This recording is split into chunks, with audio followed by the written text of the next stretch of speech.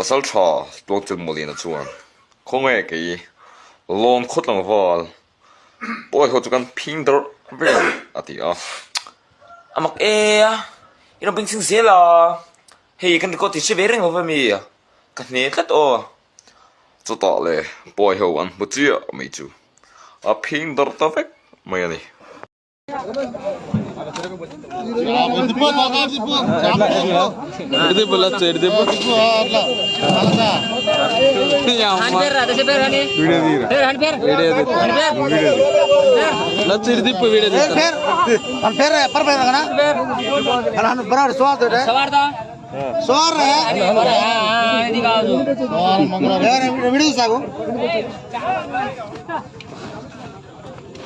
highlight चाहिए भले कौन दे ये मानस चल के अरे मतलब पहले पर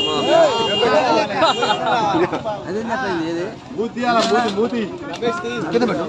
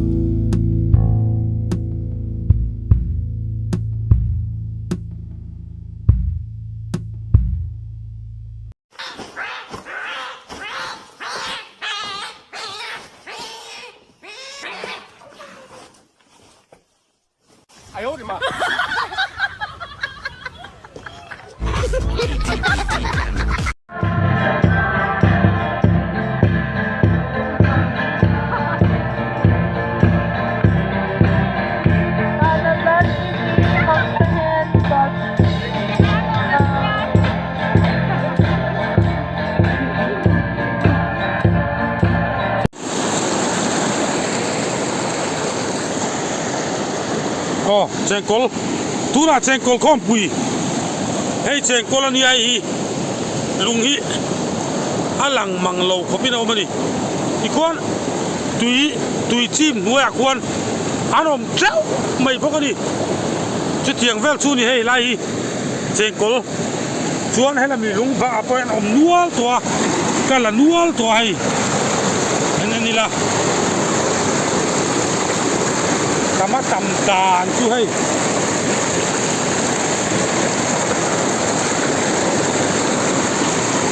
du thu sam lo mai the ka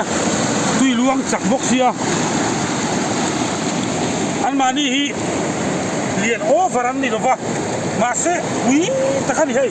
ka taman tam dan chu lai te hi tui chim chin buaya hian anom nual ani hei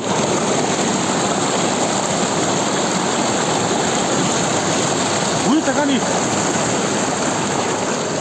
thì là bằng khi thì mẹ cả hay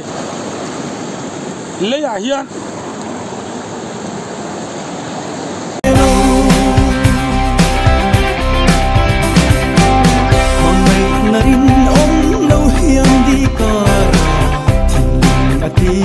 tiệm si trina mà sẽ nằm giống ý rin ông nó vang hiền